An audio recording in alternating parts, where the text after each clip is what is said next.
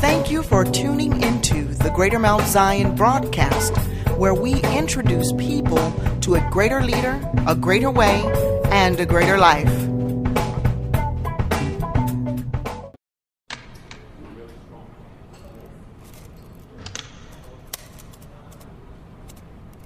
I think I'd be ignorant to say that Christianity is the only right religion. I don't know what the right religion is. It's just what I believe it is. I know different religions, have their different belief systems, but I think at the end of the day, it all boils down to being one God, no matter what, over all of us, even though people put it in different, terms and languages, etc., etc.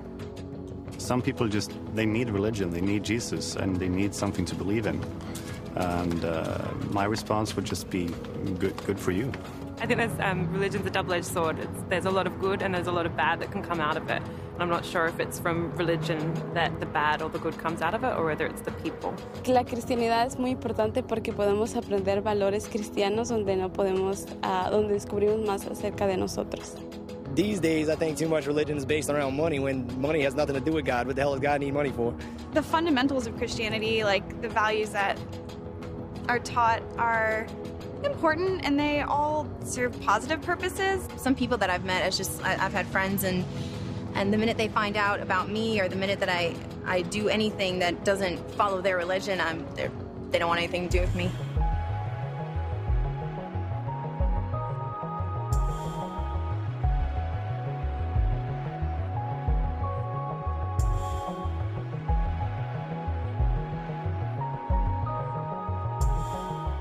There are many ways as there are people in the world to God. Each person has their own path. My view on anyone who claims to have a monopoly on truth is that, there's no one truth about anything. I think that a lot of religions say the same thing in different ways. I respect a lot of faiths, and I think that Christianity is a pillar that's influenced by the other great religions in the world. I think that a lot of it is intolerant, and I think a lot of the intolerant Christianity is used as a battering ram to try to either create or go back to something that doesn't exist anymore. I think that people tend to confuse the word religion with Christianity and what the Bible actually says. I think there's some wonderful teachings in Christianity and wonderful sayings. And I find that there are many, whether it's priests or whatever Christian religion, people who are really spiritual. But unfortunately, I find them the exception, not the rule. And I think, again, it becomes more enforcing a set of values rather than exploring truth with other people. It's trying to tell people what to believe rather than helping them find it.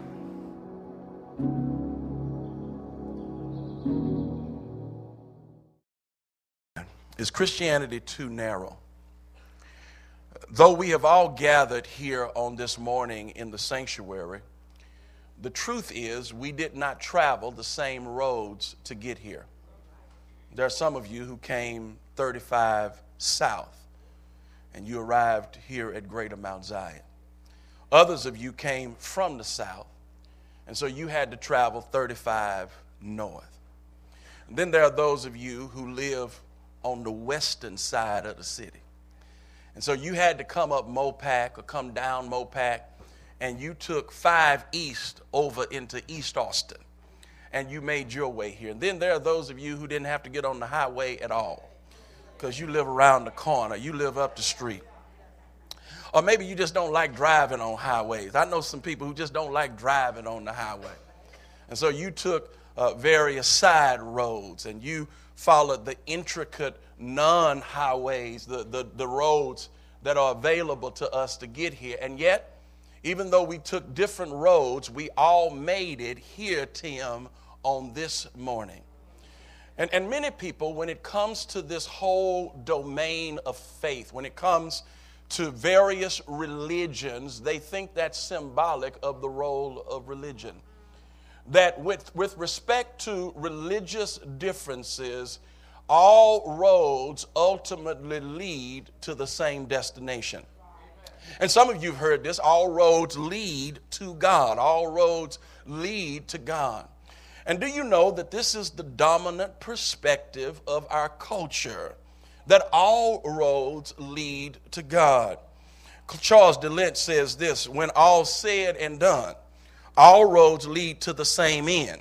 So it's not so much which road you take as how you take it. And so the importance that we have to put on our spiritual journey is that we pursue it with great passion.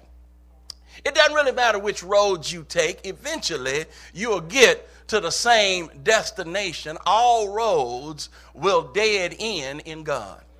Now, to believe that one faith has a monopoly on the truth, or to believe that one faith can exclusively claim to be the only way to God, is regarded as far too intolerant for this generation. For many people, it's regarded as arrogant. It's presumptuous to assume that one faith can make an exclusive claim. And so they suggest that, yes, all roads lead to God. And this is the spiritual climate in which we live in. And today, before I share with you what the Bible says about this, I want to share with you 3 other related convictions that either support this or come out of this notion that we all eventually end up at God regardless of which road we take. Here's the first one. They also teach that all religions teach the same thing. Now, this is the notion that leads to the idea that all roads lead to God. Do you know almost 50% of Americans believe this? That those who take various religions, they are doing so, and yes, they have different faith statements, they express it in different words, but ultimately, all religions basically teach the same thing. Now, let me tell you who believes this. People who have not studied religions. The truth is, all religions on the surface teach similar things. And it would make sense that many religions on the surface teach similar things because we all come from one God.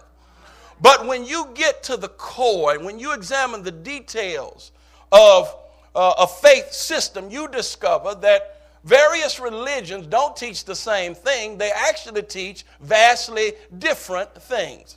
Let me give you an example. Let's take the concept of God. Do you know Buddha was agnostic? He had doubts about the very existence of God. And even today, there are many branches of Buddhism that do not believe in God. A religion without God, that's Buddhism. And then Hindus claim that there are 330 million gods. And then there are those branches of Hinduism that say that God is everywhere. And so not only is God everywhere, you are a part of God. And so you are God. Introduce yourself to yourself. And so these are not similar teachings. Those of the Islamic faith will tell you that God is one. He is a unit. And the worst thing that you could do is claim that God is a trinity, a tri-unity, and that God has a son. And yet, we as Christians sit here today, and the core of our faith and the core conviction of our faith is that God is a trinity. That he's one God, and yet he reveals himself in 3 distinct, unconfused personalities. Friend, I don't know about you, but that sounds like some different ideas about God to me. And so religions do not teach the same thing. When you study religious systems, you discover that they teach vastly different things. And I want you to stop and think about the import of that. If religions don't agree about the concept of God, what can they agree about? If they don't agree about the very concept of God, then how can we say that religions teach the same thing? Religions don't teach the same thing about the ultimate destiny of man, about the salvation of man. Hinduism says that we are saved and we ultimately reach a state of oneness with God through various cycles of reincarnation. Buddhism said we're delivered from this endless chain of reincarnation through following the eightfold path and the 4 noble truths. Islam says that in order for you to get in your ideal state, your ideal relationship with God, that you've got to follow the 5 doctrines of Islam and you've got to perform the 5 pillars of the faith. And then we as Christians have the unmitigated audacity to be simple. and say that what you got to do is you got to believe in the Son of God, Jesus Christ, and that his death is a sufficient payment for your sins, and that he rose to acquit you eternally of everything you've done in the past, present, and in the future. And as a result of that, you can have an eternal relationship with God. I've come to tell you that religions don't believe the same thing. And not only do they not believe the same thing, they believe such vastly different things that they cannot both be true. God cannot both be one and be multiple. God cannot be a triunity and then be a unit. God cannot be in everything and everything a part of God, and then God simultaneously be transcendent and above all that we see and know. These things, they don't come together. And they cannot synthesize. And so the very law of contradiction teaches us that all of them could be wrong, but not all of them can be true. I love this. All religions are basically the same, except when it comes to belief about God, salvation, the problem of man, the afterlife, and stuff like that.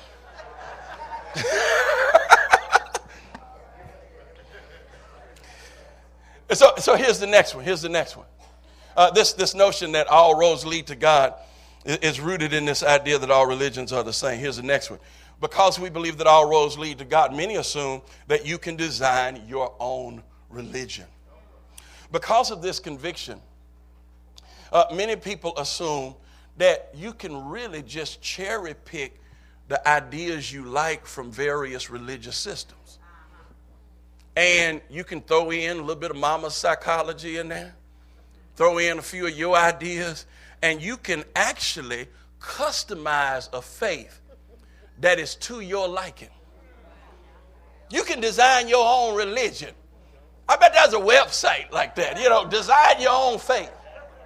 You really can design your own religion. And you know where they're coming from. They're saying since all roads lead to God, and since truth is relative, there's no absolute truth, then your ideas are just as good as anybody else's. Your ideas are just as meaningful, just as reflective. I mean, even if they're not right, they're true to you. Because truth is up for popular opinion now. It's not something that is objective. And so I found this quote. Check it out. Sheryl Crow says this. I thought it was interesting to just kind of depict the tone of the religious conversation of her day. She says this: I believe in God. I believe in Jesus and Buddha and Muhammad and all those that are enlightened, or that were enlightened. I wouldn't say necessarily that I am a strict Christian. You don't think so, huh? I'm not sure I believe in heaven. Now, I want you to see what she's saying. What she's saying, I stand above all of the faith systems. And I just pick and choose what I like. And so I believe a little bit of Jesus, a little bit of Buddha. I believe in God in a general sense. I believe in Muhammad. I believe in all those who were enlightened. I hadn't even told you everybody I believed in. Now, here's the truth. If she really understood Jesus, she wouldn't believe in Muhammad. And if she really understood Muhammad, she wouldn't believe in Jesus. If she understood Buddha, she wouldn't believe in either one of them. And then if she understood Jesus and Muhammad, she would definitely not say, I'm not sure I don't believe in heaven, because both of them taught about heaven. And so the reality is that we don't know what we believe, most of us in the culture. And there's a danger, because a lot of times we as Christians do the same thing within our faith. We cherry pick the scriptures and the ideas from the Word of God that we like, because we've adopted this culture, this cultural pattern of thinking that I am the arbiter of truth. What's true for me is what I need. Now, I call this the religion of Chipotle. How many of you ever been to Chipotle, right? Now, you go to Chipotle. This is the beautiful thing about Chipotle. It's not Taco Bell. Chipotle, you can make that burrito any way you like it. You can pick the kind of tortilla that you want. You can pick the kind of beans that you want. You can pick refried beans. If you don't like refried because they got too much grease in them, you can pick black beans or charro beans. If you are a bean fanatic, you can put all three on the burrito. They don't care what you choose. You can decide whether or not you want rice on the burrito, guacamole on the burrito, sour cream on the burrito. You have various vegetables and cheeses and sauces that you can choose so that when you get to the line, you're paying for what you've selected for the burrito. And this is the way we think oftentimes about faith. We think that we can make our own little spiritual tortilla. We can pick and choose what we want. We can customize our faith. And so here's what a lot of people do in the culture. They take a little bit of the love of Jesus and a little bit of the discipline of Islam, a little bit of the meditation practices of Hinduism, and a little bit of the materialism and success ideology of America, and a little bit of mama's philosophy, and then we bind all of that together.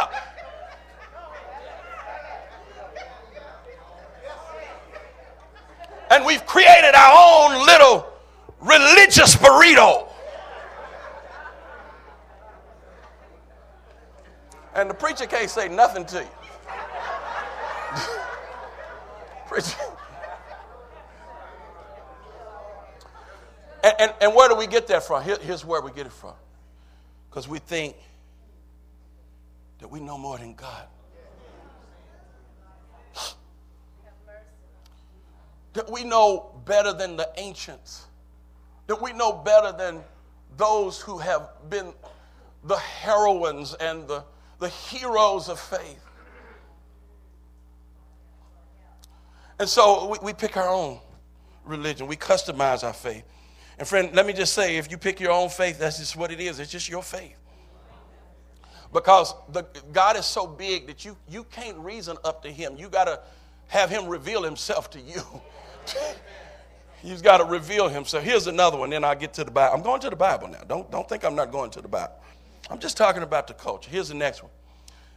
They also say this: because all roads lead to God, then no religion can claim to be the only way to God.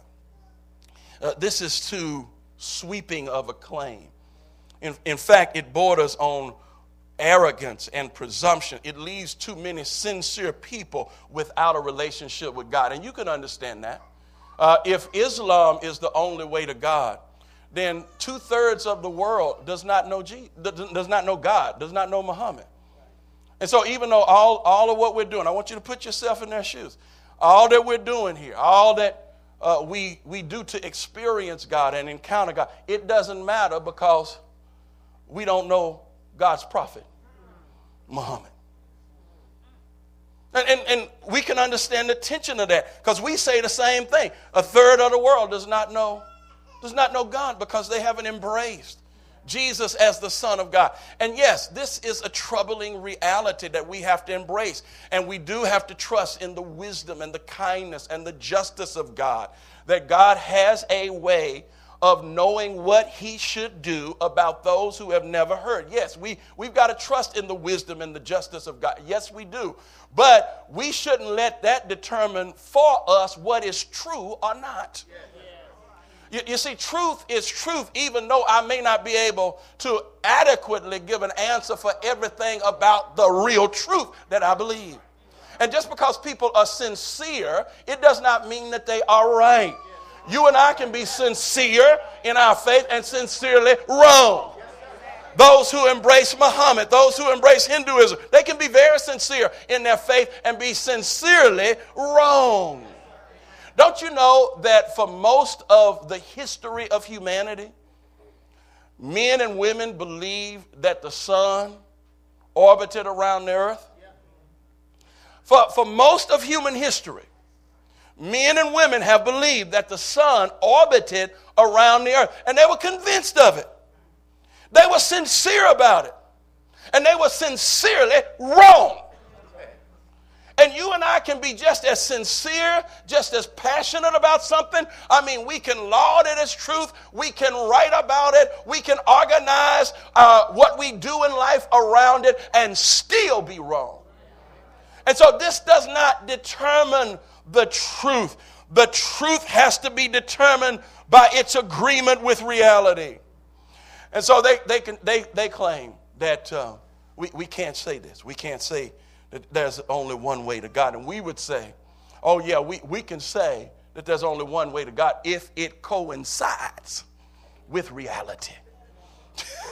Now, here's a classic illustration that many who don't believe in a particular religious system give to demonstrate this.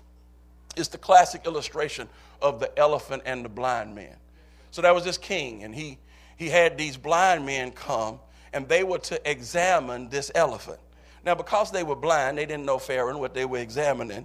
But what they did is they had these blind men touch a different part of the elephant's body. And so one blind man touched the elephant.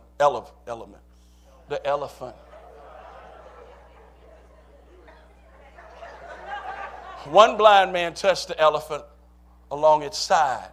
And the blind man said, oh, that's a wall. Another blind man touched the elephant on his tail. He said, oh, that's a rope. Another blind man grabbed the elephant's trunk. And he said, that feels like a snake. And he let it go. One touched his leg and said, oh, that's a tree. And so all of these blind men, they're touching the elephant, and they get different perspectives of what it is they are examining. And those who don't believe that you can claim that one faith system teach the truth, here's what they say about the parable. They say that that's just like it is with other religions. Every religion understands some aspect of the truth, some portion of the truth, but they don't understand all of the truth, and so they should not claim to be exclusively teaching what God says. Now listen to me. That really sounds so beautiful, doesn't it? Tell the truth. It just makes all the sense in the world. That's beautiful. It's a great way to explain it.